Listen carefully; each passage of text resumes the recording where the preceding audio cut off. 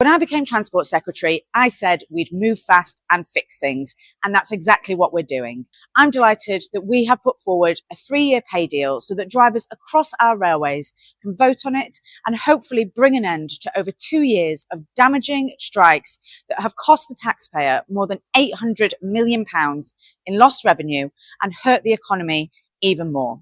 That was Louise Haigh, the Transport Secretary, celebrating the resolution of a long-running dispute with ASLEF's train drivers.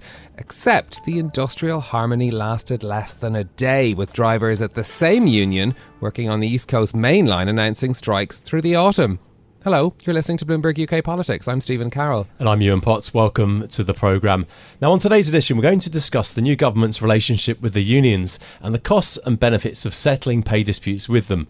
It's worth remembering that we've just come through some of the worst industrial action in decades. More than 4.5 million working days were lost to strikes during Rishi Sunak's time in number 10. But Conservative politicians are taking the opportunity this week to say that Keir Starmer's government is being played by the unions. Many had thought that Labour's election would spell the end of the difficult relationship between the unions and the government, but will it, and at what cost? Well, let's bring in our associate editor, Ailbhe Ray, for more on this. Ailbhe, just take us back in time, first of all. During that wave of industrial action, where did we end up with the biggest unions at the end of it? So Rachel Reeves came in and announced a roughly between 5.5 and 6% pay rise for most public sector workers. So above inflation, that means most people in the healthcare system, most teachers and members of the armed forces will finally get an above inflation pay increase. But as you say, and as Yuan was mentioning, we've seen a lot of different industrial action. If you actually look at the whole list, it's dozens and dozens of different unions in different sectors. And all with quite different demands as well. Yeah, different demands, different unions often representing workers in the same sector. So it's quite a complicated picture, and it's far from finished. And you mentioned the ASLEF one, train drivers planning to strike through the summer despite this new pay deal, but also members of local government are currently voting on whether they strike in the coming months. So it's still sort of not entirely resolved for Labour. I feel like this is one of the areas where this government is keen to be very different to the last one. Their approach to the unions and to the industrial actions is very radically different, isn't it? Just talk us through Labour's approach and what we can expect going forward as well. Yes, so I suppose the first, in a way, maybe obvious thing, but it's easy to forget that this is where the Labour Party came from. This is like the organised political representation. It's in the name. Yeah, exactly. Of the Labour movement. There are lots and lots of people within the Labour Party who still see it that way. Lots of the new MPs come from unions. And even people like the Deputy Prime Minister, Angela Rayner, is absolutely steeped in union history. She sort of made her way into politics from being a GMB union rep and then made her way into the Labour Party that way. A lot of the people who work for her, so now working for the Deputy Prime Minister, have union links, worked for that same trade union. And there are plenty of people, Louise Haigh herself, for example, a real union person. So this is sort of in their DNA, but I guess they don't want to be defined by that, and we saw that from Keir Starmer's Labour Party when they were in opposition as well, that Labour MPs were advised not to join picket lines, for example, because they wanted to be a government in waiting. They knew that they would be on the other side of the table in pay disputes. They would be negotiating with unions in a lot of cases, so they couldn't be on the side of the people striking in the same way. I think that you can see from what Rachel Reeves has done that they've just been trying to take the heat out of it and step back and say, well, look, we've essentially seen massive public sector pay cuts for a long time, and that has led to staff shortages in a lot of our key sectors, which is like putting a massive strain on the NHS. We're having trouble with teacher retention, and basically just giving that pay increase should have not just improve morale and prevent strikes and the problems with that, but sort of resolve the wider problems with retention and then presumably have a little bit of an impact on growth. And you could also say that I mean, a backbencher was saying to me earlier that if the government was bolder, they would also make this about immigration, because they are relying on immigration in some of these sectors to fill the gaps caused by these staff shortages. If they can solve their retention problem, they fix the wider problem. And indeed, a lot of the pay deals that have been done since Labour came into the office, they had said they would do before they were elected as well. So some of the resolutions that we've seen have been expected, but there are new problems on the horizon. The RMT union now meeting the Department of Transport today to talk about a pay offer. They have been encouraged, I suppose, in one way by the resolution with Ailbhe. Is it a worse look for the Labour Party because of their roots to be in dispute with unions than it was for the Tories?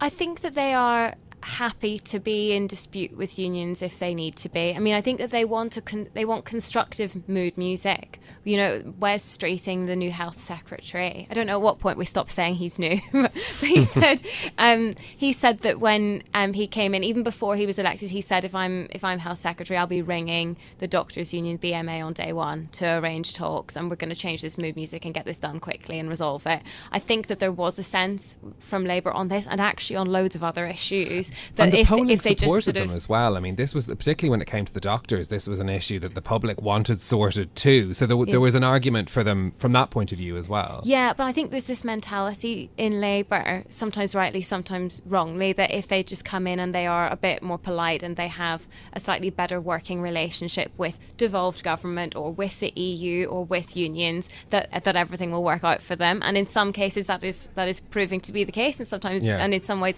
that's not the full picture. Governing by vibes. Yeah, they just promised good vibes and everything would be fine. But I mean, they knew coming in that this would be a difficult issue for them, because I mean, this was on Sue Gray's list, or the Keir Starmer's chief of staff, it was on her list of potential problems. And as you say, having agreed a public sector pay rise, that's leaving the remaining unions thinking that they have a little bit more room for manoeuvre. But it's also tricky, I think, because there's a wider picture of it not just being on pay and conditions, but also Angela Rayner, who we mentioned earlier, has promised this sort of wider reform of workers' rights, to sort of, you know, in a way like a boon to the unions, but they're also trying to navigate how they do that with business. And that's quite sweeping. And that could be difficult to achieve, and they have to keep the unions on side. Having promised big workers' rights reforms, they need to keep them on side and deliver it. And they've also promised to repeal a lot of the trade union legislation that the Conservative government brought in. So while the threat of strikes lingers, this Labour government also intends to make it easier for unions to vote to go on strike, for them, you know, for mandates for strikes to last for longer, for the thresholds that, you know, that can mandate strikes to be lowered. It basically, they're kind of potentially storing up a problem for themselves, even though this is something that they say that they believe in sort of on principle. Oh, really interesting stuff there. Ailbhe Ray, our UK Associate Editor, on the politics of all this. I want to get a take now on the economics with Callum Pickering, who's Chief Economist at Peel Hunt. Callum, thanks for joining us on the show today. Just talk to us about the affordability of the pay rises. Obviously, we're not quite sure how many are coming down the line, but of what's been announced so far, what does that mean for the public finances? Well, I think we should just lean back and just consider, if I may, a more fundamental point, which is to what extent can the supply side of the UK economy handle any sudden increases in demand? That would be the way that I would think about it. It's not really a question of whether or not that the government can afford to borrow more money. It can afford to borrow more money. It's a question of, in doing so, will it be creating any inflation? And that's really the thing that the market might be concerned about. It's never really a question of debt sustainability. It's a question of whether or not policies are inflationary. And the chief issue that the UK has had now for almost 6 years is it's struggled to raise the supply side of its economy. And so any increases in demand whatsoever have produced inflation, and arbitrary increases in wages that are not matched by productivity or supply increases would risk being inflationary. But we don't have a problem with excess demand, surely, at the moment, do we? Yes, we do, actually. If you compare nominal UK GDP, it's the broadest measure of aggregate demand, to US nominal GDP, from 2019 onwards, actually the growth rate, the overall rise has been roughly the same. The big difference has been on the real side of the economy where, well, as you know, up until the beginning of this year, UK real GDP had stagnated, whereas US real GDP had grown by about 9%. The UK is a net energy importer. It gets about 35% of its GDP from trade. For the US, a net energy exporter with about 15% of its GDP from trade. The effect was the US has better matched demand and supply relative to its rise in demand. It's managed to get more real output. We've had a comparable rise in demand, no rise in real output. The effect has been instead inflation. An open economy like the UK with supply side problems has to be very careful what happens on the demand side. And is that as true when we're talking about pay rises in the public sector? Because, you know, the talk of obviously something that the Conservative government talked about a lot when trying to damp down some of the pay demands was the risk of a wage price spiral. But is that as true when it comes to public sector services that are free at point of end or free at point of use? Well, as long as the higher public sector wages are not then used as a benchmark for private sector negotiations, it probably won't be a problem. What you'll probably find is the modest increase in demand will show up in mostly insignificant ways in prices around the economy, and there'll be an adjustment that way. The key point here is money and wages are a distraction to the central point, which is supply. What the UK needs to see is more supply so that when wages and demand increase, the effect will be higher real output. This is the key point. We can say, well, we want to raise investment or we want to raise wages, but the question is, where are the capital goods that can be invested in? If you raise purchasing power, exactly what do we expect people to spend money on? Where are these goods and services coming from? We'll either see more inflation or a widening current account balance because imports will grow up, will go up. It's really a supply side phenomena that's been overlooked here. The wages and the money are just it's a mistake to focus on this part of the analysis. Callum, I was interested that you said that the borrowing is no problem, because that probably wouldn't be most people's expectation. Of course, you know, there are limits to government borrowing, and many people say we're bumping near the top of them. But you don't feel that's the case when it comes to spending more money? The only real limit on fiscal policy is inflation. And there's an easy way to understand this. If you look at an economy like Japan, which has managed to raise government debt to more than 2 times GDP, it has had no problem raising borrowing over the past 20 years because inflation has been low. People are lending money to the Japanese government knowing that when that money is repaid, it will still be worth something. You can find many economies in Europe, take Turkey for instance, much lower level of overall debt to GDP, and yet borrowing costs are significantly higher, and there are genuine fears about sustainability of fiscal policy. And that's because the policies are inflationary.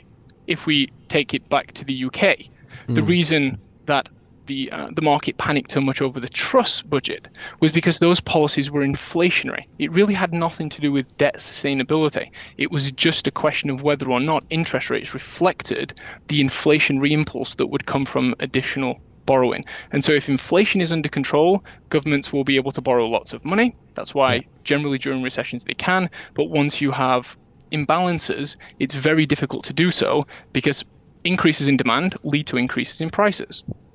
Okay, Callum Pickering, thank you very much for joining us and helping us understand the economic arguments around these pay demands that we've seen from unions and the dilemma it presents for the government.